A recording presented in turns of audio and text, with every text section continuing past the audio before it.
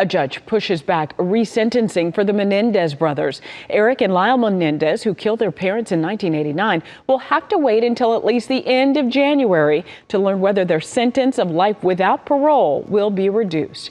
Jared Hill has more on the testimony from the family of the infamous brothers.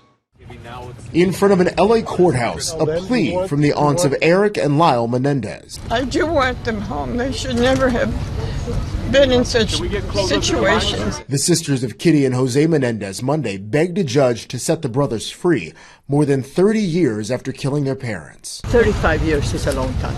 In 1996, the brothers, now 53 and 56 years old, were convicted of using a shotgun to shoot their parents to death.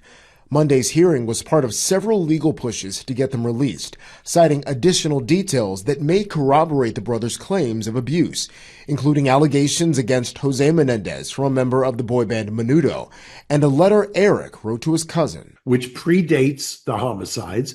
That letter talks about the abuse and his fear of his father. In court, Kitty's 93-year-old sister Joan Vandermolen told the judge no child should ever have to endure what Eric and Lyle went through at the hands of their father.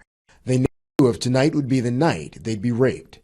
Outside the courthouse, 6950. Crowds gathered hoping to snag a spot in the lottery to sit inside.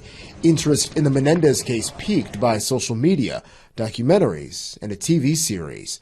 But as some call for their release, Kitty Menendez's brother Milton Anderson says the pair should stay in prison, writing, "They shot their mother Kitty, reloading to ensure her death."